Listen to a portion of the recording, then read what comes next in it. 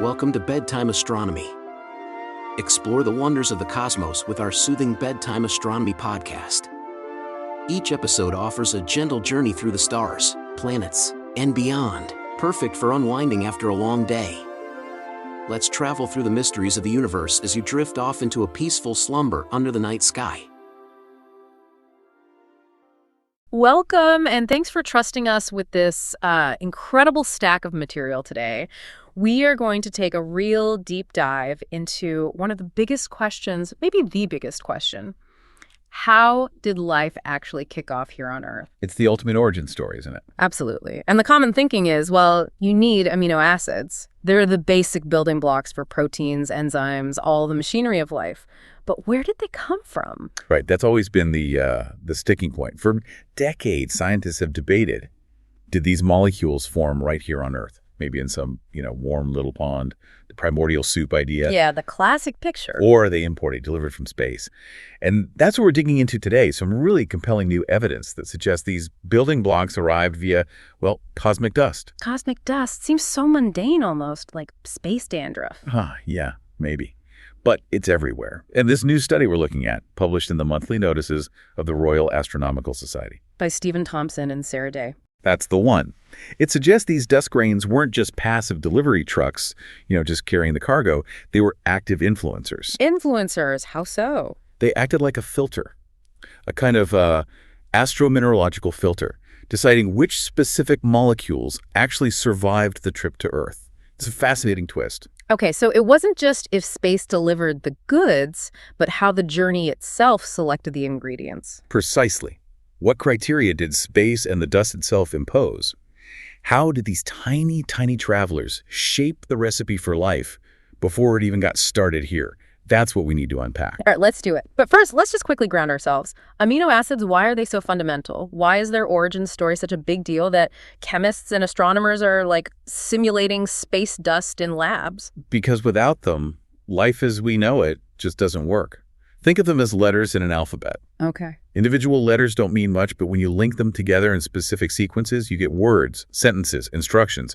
Proteins are those complex sentences. And enzymes too, right? The things that make reactions happen. Exactly. Proteins and enzymes do everything. Build structures, carry oxygen, replicate DNA, digest food. They are the workhorses, built from chains of amino acids. So if you want life, you absolutely need a good supply of these amino acids available early on. And early on means pretty soon after Earth cooled down, maybe between, 4.4 and 3.4 billion years ago, that time frame? That's the window, yeah. After the planet stopped being constantly bombarded and oceans could form, but before we see the first real signs of life in the fossil record, so you needed these building blocks ready to go. Could Earth have made enough on its own back then? Well, maybe. Conditions were harsh, though. It's possible terrestrial synthesis, making them here, wasn't fast enough or didn't produce enough concentration. That's where the space delivery idea gets really attractive. And this new research really leans into that. It strongly supports it, yeah. The idea is that these amino acids didn't form here, but way out in the cold, dark regions of interstellar space, long before Earth even existed in its current form. How does that happen? It's freezing out there, empty. It seems counterintuitive, but the cold is actually key. You have these tiny grains of dust, mostly silicates and carbon. In the deep cold of interstellar clouds, simple molecules, water, ammonia, methanol, freeze onto these grains, forming icy mantles. Like a tiny snowball with a rocky core. Pretty much. And within that ice, over millions of years, ultraviolet radiation from stars provides the energy to drive chemical reactions. Simple molecules link up, rearrange, and form more complex things, including amino acids, all trapped and protected within that ice. Okay, so they form in the ice, but you mentioned survival is the big challenge. What happens when this icy dust drifts closer to a star like our sun? That's the danger zone. The journey itself is tough radiation, shocks. But the biggest hurdle is probably the heat, as these dust grains drift inwards towards the inner solar system where Earth is. They cross the snow line. I've heard that term. Exactly. The snow line is basically the distance from the star where it gets warm enough for water ice to vaporize, or technically sublimate turn directly from solid ice to gas. And in our solar system, that's around Jupiter's orbit, roughly. Roughly, yes. So when a dust grain crosses that line heading inwards, its protective icy mantle just disappears. Poof. Gone. sublimates away into space. Leaving the amino acids naked and exposed. Exposed to much higher temperatures, more intense solar radiation. The only way they survive now is if they can somehow ditch the disappearing ice and stick directly onto the rocky silicate core of the dust grain itself. So the question becomes, which molecules are tough enough or sticky enough to make that jump from the ice to the rock core and then survive the heat? That is precisely the question Thomson and Day's experiment was designed to answer. It's all about that crucial transition. Okay, so how do they simulate this? You can't exactly send a probe out to catch dust crossing the snow line 4 billion years ago. No, unfortunately not. They had to bring the mountain to Muhammad, so to speak. Recreate those conditions very carefully in the lab. Starting with the dust grain itself. Absolute crucial. They synthesized tiny particles, micron-sized, of amorphous magnesium silicate.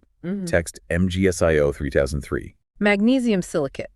Why that specifically? Because observations tell us that's a major component of real interstellar dust and the dust found in comets. It's the right stuff. And you emphasized amorphous. Why is that important? Not crystalline. Very important distinction. Amorphous means it lacks a regular, ordered crystal structure.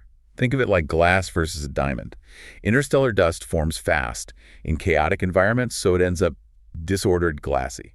And that affects how things stick to it. Massively. Yeah. An amorphous surface has all sorts of irregular nooks, crannies, and reactive sites. It's much more complex chemically than a smooth crystal face. So using amorphous silicate makes the simulation much more realistic. They matched the messy geology of actual space dust. Okay, so they have their realistic, tiny, amorphous space dust analog. What did they put on it? They chose 4 specific amino acids. Right. Glycine, alanine, glutamic acid, and aspartic acid. Why those 4? They represent a range. Glycine is the absolute simplest amino acid. Alanine is slightly more complex. Glutamic and aspartic acid are larger and have acidic side chains. So it's a small sample, but it covers different sizes and chemical properties. Let's see how different types behave. Got it. Dust analog, check. Amino acid cargo, check. Now the journey simulation. Right. They deposited these amino acids onto the silicate particles. Then they heated the particles slowly and carefully. Mimicking the warming as the dust grain drifts inward past the snow line. Exactly. They had to control the heating rate to simulate that gradual temperature increase over astronomical timescales. It's not like just sticking it in an oven. And how did they watch what was happening at such a tiny scale? This is where the really fancy tech comes in, isn't it? Oh, yeah. You need serious tools. They use things like infrared spectroscopy. That technique shines infrared light on the sample and measures which wavelengths get absorbed. Different chemical bonds absorb different wavelengths, so it maps out the molecules present and how they might be changing. Okay, and the other one, synchrotron X-ray powder diffraction. Sounds intense. It is. You need a synchrotron, a huge facility, like the diamond light source they used in the UK. It generates incredibly powerful focused beams of X-rays. Way more powerful than a hospital X-ray. Orders of magnitude more powerful. When you hit the tiny sample with these X-rays, the way the X-rays scatter reveals the atomic structure. They could see if the amino acids were just sitting there, if they were breaking down, or even if they were forming new structures like crystals on the silicate surface as it heated up. Wow. So they're literally watching molecular changes on microscopic dust grains in real time. That's incredible. It really is. It's where astronomy, chemistry, geology, materials science all come together. But they added another layer of cleverness, didn't they? Something about treating the silicate dust itself differently? Yes, this was a really smart part of the experimental design. They prepared 2 batches of the amorphous silicate. One batch they used as is. The other batch they heat treated before they even put the amino acids on it. Why do that? What does preheating the dust achieve? It changes the surface chemistry in a very specific way. Heating the silicate drives off some of the hydrogen atoms that are normally bonded to oxygen atoms on the surface, forming hydroxyl groups or texo groups. Okay, removing some hydrogen. Seems subtle. Why does that matter? It matters hugely for how things stick. Those texo groups are key sites for forming hydrogen bonds, which are like molecular Velcro. They help molecules attach. By removing some of them, they created a silicate surface that was, let's say, less sticky or less reactive in certain ways. So they had 2 different surfaces. One standard amorphous silicate and one slightly modified, less reactive version. Precisely. This allowed them to test directly. Does the exact condition of the dust grain surface itself affect which amino acids survive and at what temperature? It isolates the role of the mineral surface, the microgeology. That's brilliant. It's not just what the dust is made of, but the tiny details of its surface that could make all the difference. Okay, so the results. What did this elaborate simulation actually show? Which amino acids passed the test? Well, the results were pretty stark. They strongly suggest this filtering process, what they called a possible astromineralogical selection mechanism. It's not random delivery, it's curated. A selection mechanism. Okay. So who got selected? Out of glycine, alanine, glutamic acid, and aspartic acid. The clear winners were glycine and alanine, the simpler ones. Really? Only those two? Only those two were reported as successfully adhering and showing stability when heated. The implication is that glutamic acid and aspartic acid, the larger acidic ones, didn't fare so well. They just didn't stick or broke down immediately. The paper focuses on what did stick, but yeah, the likely conclusion is that the more complex ones either couldn't form a stable bond with the silicate surface in the first place, or they were much more fragile and decomposed quickly as the temperature rose. So right away, the potential inventory for life gets narrowed down. Okay, let's talk about the survivors then. Alanine first. The notes say it was surprisingly tough. Extremely tough. This was one of the really striking findings. As they heated the silicate with alanine on it, the alanine molecules actually organized themselves. They formed crystalline structures while attached to the dust grain surface. They crystallized on the dust. Yeah, and crystallization is a way for molecules to arrange themselves into a lower energy, more stable state. Think of it like building a sturdy structure.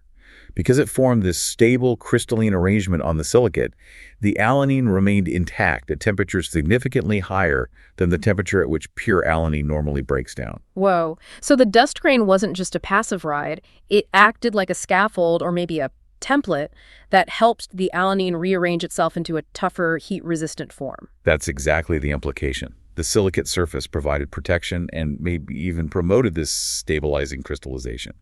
The geology of the dust directly influenced the survival and the physical state of the organic molecule. It's a profound link. It really is. The dust isn't just delivery, it's altering the cargo to help it survive. Okay, what about glycine, the simplest one? Did it also crystallize and get tougher? No, glycine behaved differently, which is just as informative. Glycine also adhered to the silicate, but as the temperature went up, it was lost from the surface. It broke down. See, that's the key point. It didn't necessarily break down chemically, at least not initially. It detached. It was lost from the surface at temperatures below the point where pure glycine chemically decomposes. So it didn't fall apart, it just floated off, sublimated away. Exactly. If bonds remained intact, but the bond holding it to the silicate broke, it sublimated or evaporated from the grain surface. Why is that distinction, detachment versus decomposition, so important? Because if it decomposes, the molecule is gone, useless for life. If it detaches intact, it's still a usable amino acid, just no longer riding on that specific dust grain. It gets released back into the gas phase around the forming planets. So it could still potentially rain down onto Earth, maybe? Just through a different mechanism than riding the grain all the way to the surface. Potentially, yes. It changes the calculation of how much glycine might have been available and in what form. It highlights that survival isn't just about not breaking down, it's also about staying attached to the delivery vehicle. Okay, this is fascinating, but here's the bit that really jumped out at me from the source material. The difference between L and D-alanine. Chirality. This feels fundamental. It is absolutely fundamental.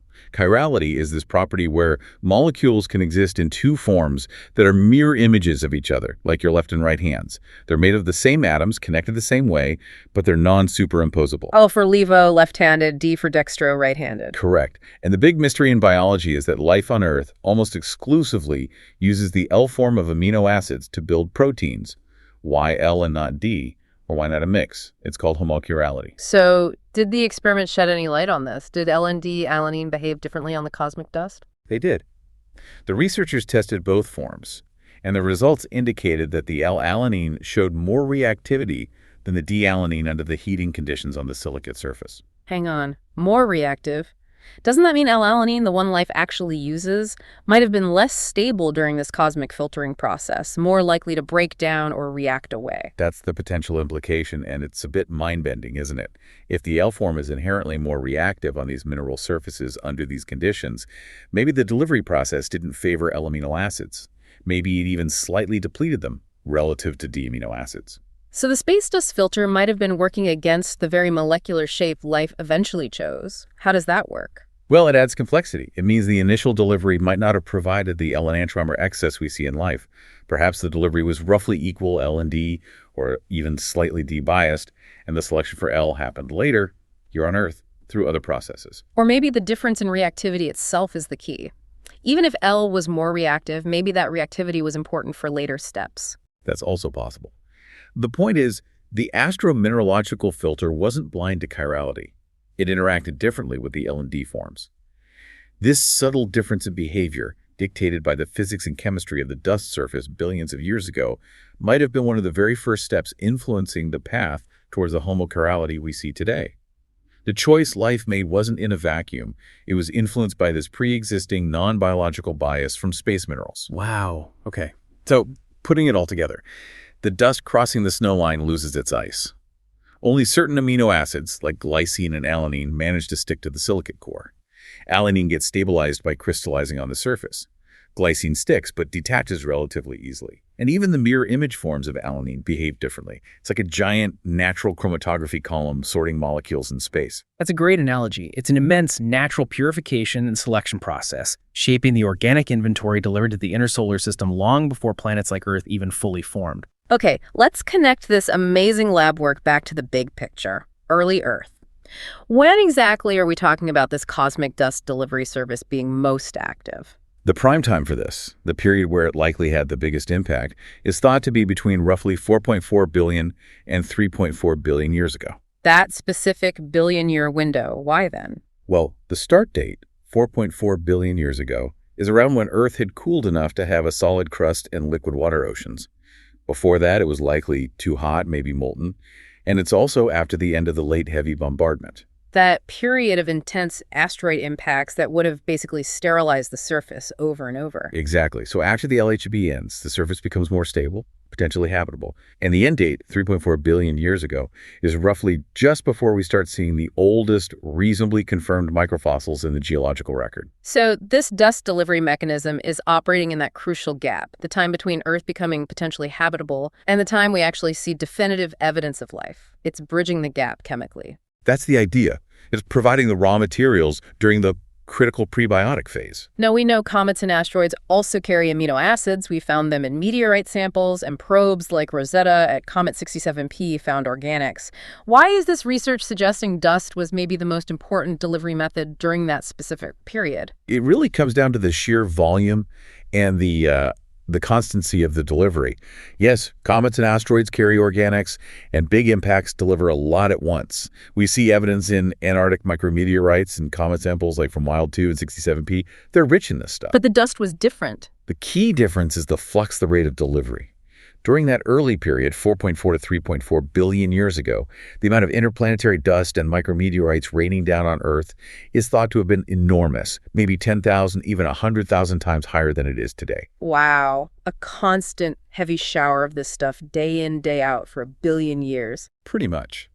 While a big comet impact is a massive but sporadic event and the impact's energy might actually destroy many of the delicate organics anyway, this relentless drizzle of dust provided a continuous high-volume supply of these space-processed, pre-selected molecules.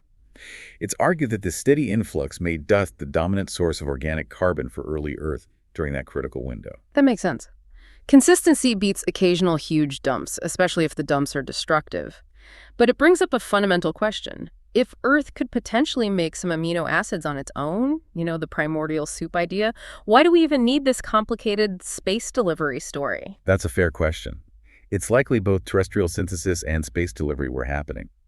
But the space source, particularly this dust mechanism, might have been crucial for achieving the necessary concentration. Ah, concentration. Like you need enough ingredients close together for reactions to happen. Exactly. Terrestrial processes like lightning strikes or hydrothermal vents might produce amino acids, but maybe only in localized spots or at low concentrations diluted in vast oceans.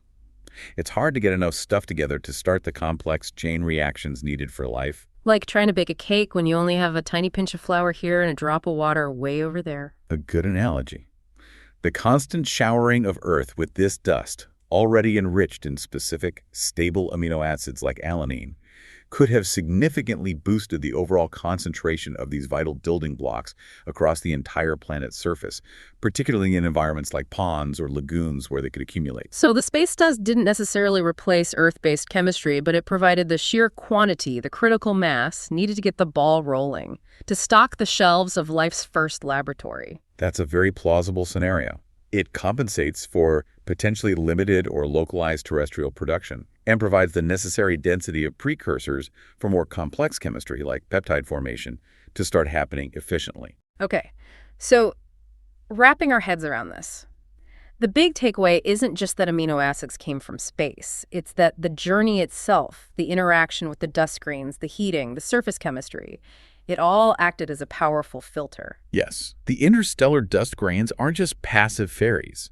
They are active participants, shaping the inventory. They select for certain molecules, stabilize some, discard others, even interact differently with mirror image forms. Making the story of life's origins perhaps less random, more curated by the laws of physics and mineralogy acting out in space.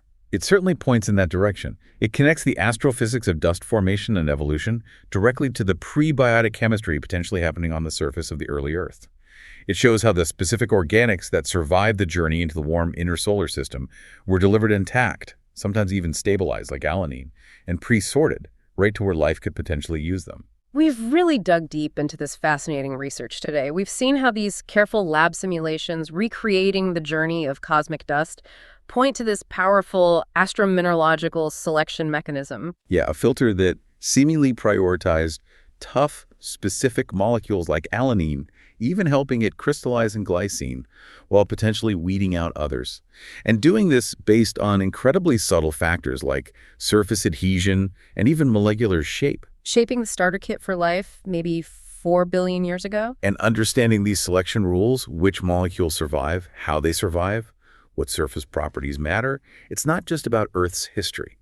It helps us think about life elsewhere. How so? Well, if we know which molecules are likely to survive delivery to rocky planets in the habitable zone, based on the properties of the dust in those systems, we can better predict what kind of prebiotic chemistry might be possible on exoplanets. It highlights how the specific geology and environment of a planetary system are fundamentally linked to the ingredients available for life. It's not just about having a planet in the right place. It's about the delivery service, too. Exactly. The cosmos and the planet work together to provide the recipe. Okay, so here's a final thought for you, our listeners, to chew on. This research shows that incredibly tiny details matter the surface of a microscopic dust grain, whether a few hydrogen atoms are present or not, whether the silicate is glassy or crystalline. Tiny details with potentially huge consequences. So consider this. How much of life's ultimate path, its fundamental chemical blueprint, was potentially decided not just by biological evolution, but billions of years earlier, by the subtle rules of geology and physics playing out on the smallest scales in the vastness of interstellar space? Something to think about.